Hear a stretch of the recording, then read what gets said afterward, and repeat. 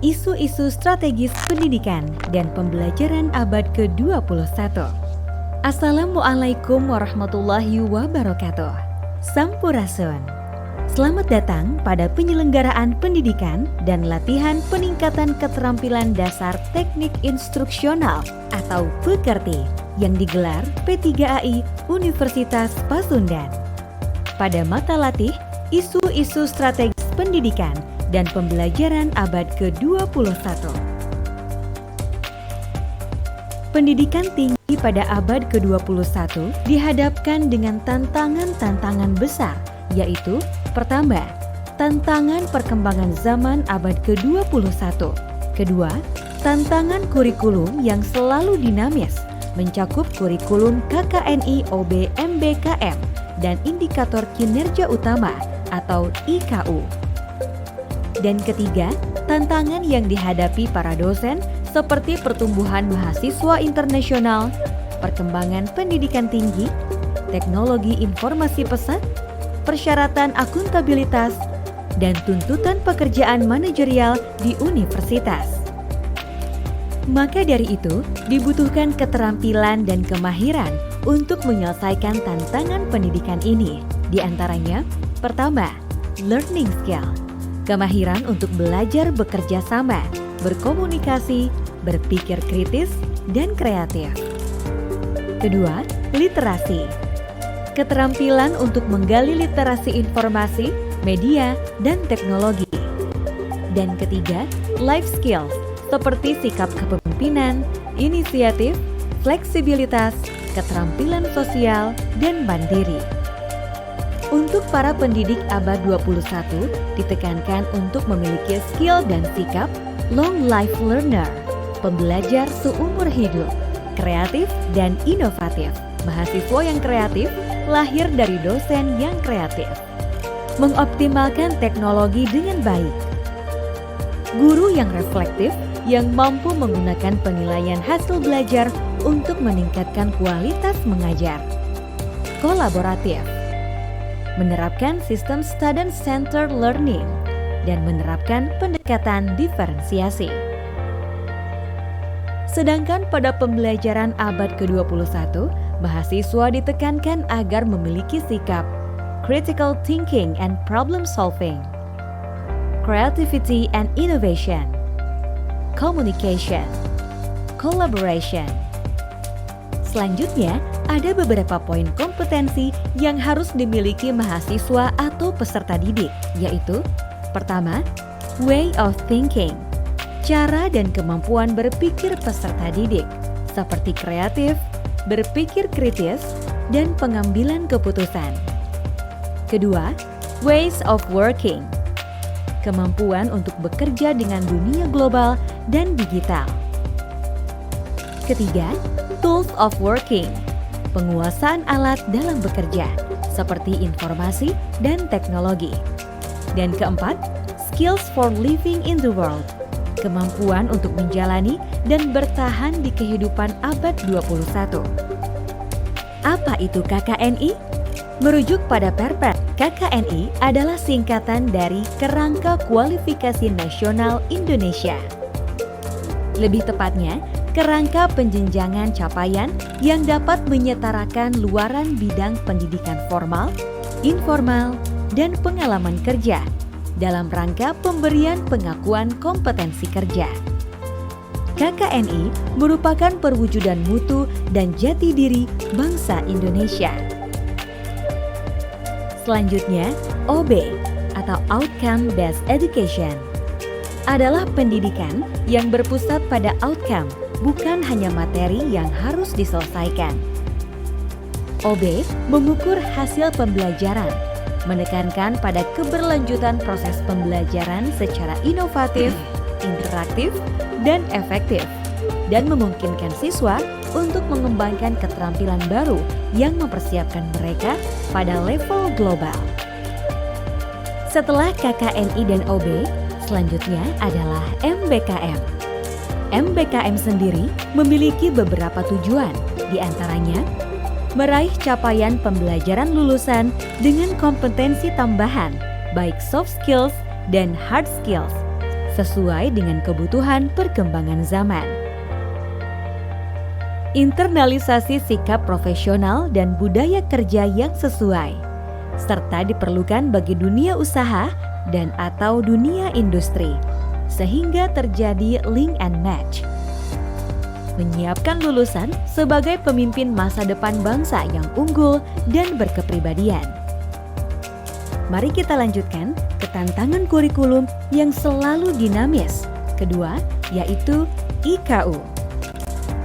IKU atau Indikator Kinerja Utama dikeluarkan oleh Menteri Pendidikan dan Kebudayaan melalui Keputusan Menteri Pendidikan dan Kebudayaan Nomor 754/P/2020.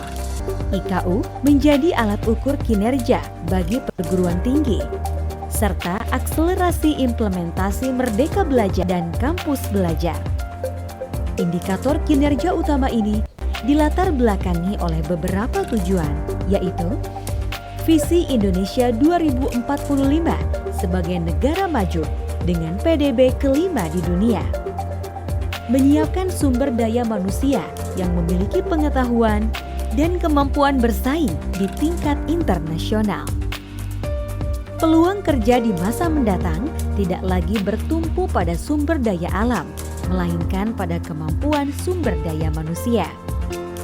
Perguruan tinggi sebagai ilmu, pengetahuan, penelitian, dan pengabdian terhadap masyarakat menjadi kunci untuk mengatur kinerja perguruan tinggi melalui IKU yang ditetapkan oleh Keputusan Menteri Pendidikan dan Kebudayaan. Setelah mengetahui latar belakang IKU, kita juga perlu mengenal prinsip-prinsip IKU, yaitu meningkatkan relevansi perguruan tinggi dengan kebutuhan industri, dunia usaha, dan dunia kerja. Memberikan kebebasan kepada perguruan tinggi untuk memilih keunggulan yang ingin dikembangkan. Memprioritaskan sasaran agar perguruan tinggi dapat fokus mengejar perubahan yang paling penting. Poin ketiga dalam tantangan terbesar pendidikan abad 21 adalah tantangan yang dihadapi oleh dosen. Beberapa di antaranya adalah: pertama, mentransformasikan iptek ke mahasiswa. Kedua, mewujudkan suasana belajar dan pembelajaran untuk mahasiswa. Ketiga, mengaktifkan pengembangan potensi mahasiswa. Keempat, mengembangkan cabang iptek ilmiah. Kelima, menyebarluaskan hasil penalaran dan penelitian ilmiah. Dan yang keenam, menulis buku ajar. Dengan tantangan-tantangan yang dihadapi, dosen-dosen juga diharapkan untuk melaksanakan kegiatan-kegiatan dosen sebagai berikut: merencanakan pembelajaran, melaksanakan proses pembelajaran, lakukan evaluasi pembelajaran, membimbing dan melatih, melakukan penelitian, melakukan tugas tambahan, melakukan pengabdian kepada masyarakat. Para dosen pun diharuskan untuk memiliki standar, seperti standar atau kriteria minimal kualifikasi akademik dan kompetensi dosen menurut Permendikbud Nomor 3 Tahun 2020 Pasal 28. Berikut beberapa poin yang harus dosen miliki. Ijazah, kompetensi ilmuwan, kompetensi kepemimpinan akademik, kompetensi pendidik, kompetensi pengabdi. Poin selanjutnya adalah tugas-tugas yang harus diemban oleh para dosen. Selengkapnya dapat kita lihat pada tabel berikut. Selain kualifikasi dan tugas, dosen juga memiliki beban kerja sebagai pembimbing utama dalam penelitian, penyusunan skripsi, tugas akhir, tesis, disertasi, atau karya desain. Di antaranya yaitu: pertama, beban kerja sebagai pembimbing utama dalam penelitian, penyusunan skripsi, tugas akhir, tesis, disertasi, atau karya desain, seni, atau setara paling banyak 10 mahasiswa. Kedua, jumlah dosen tetap pada perguruan tinggi paling sedikit 60% dari jumlah seluruh dosen. Ketiga, jumlah dosen yang ditugaskan untuk menjalankan proses pembelajaran pada setiap program studi paling sedikit 5 orang. Keempat, dosen tetap untuk program doktor paling sedikit 2 orang profesor. Kelima, dosen tetap untuk program doktor terapan paling sedikit memiliki 2 orang dosen dengan kualifikasi akademik doktor atau doktor terapan yang memiliki karya monumental yang digunakan industri atau masyarakat, atau 2 publikasi internasional pada jurnal internasional bereputasi. Selain daripada itu, untuk mencapai tantangan pendidikan abad 21, profil dosen yang dibutuhkan adalah kombinasi dari kepakaran didaktik, pengalaman praktik profesional, dan kompetensi penelitian.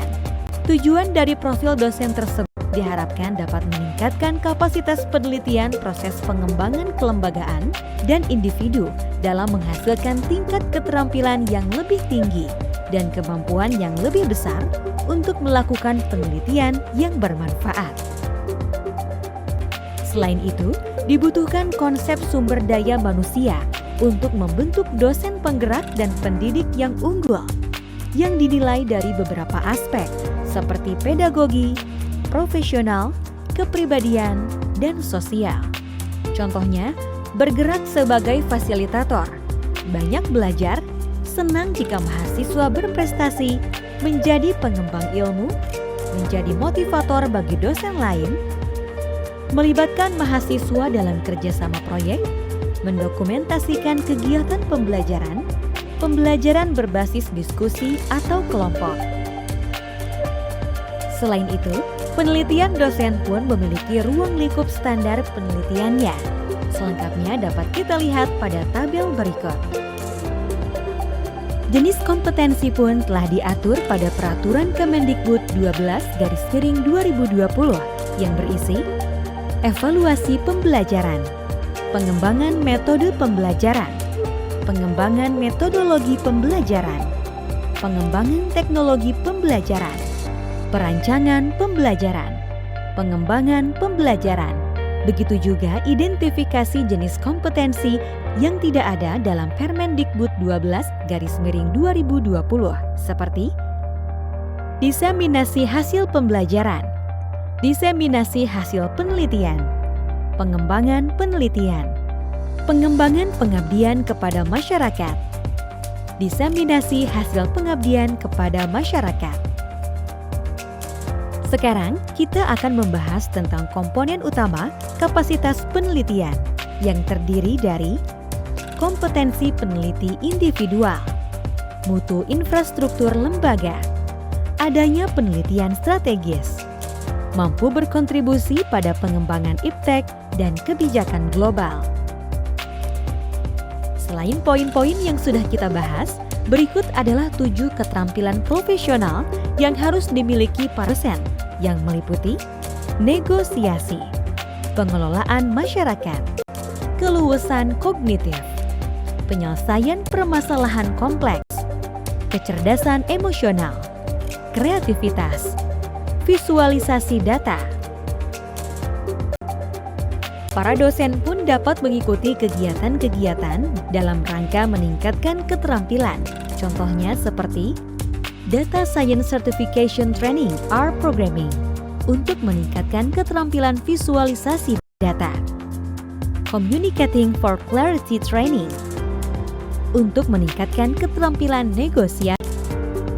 Effective Stakeholder Communication Training untuk meningkatkan keterampilan negosiasi. Critical Thinking, Problem Solving, and Decision Making Training untuk meningkatkan keterampilan menyelesaikan permasalahan kompleks. Demikian, Anda telah mempelajari materi pendidikan dan pelatihan pekerti pada mata latih isu-isu strategis pendidikan dan pembelajaran abad ke-21. Terima kasih atas perhatiannya. Sampai jumpa pada mata latih berikutnya. Wassalamualaikum warahmatullahi wabarakatuh.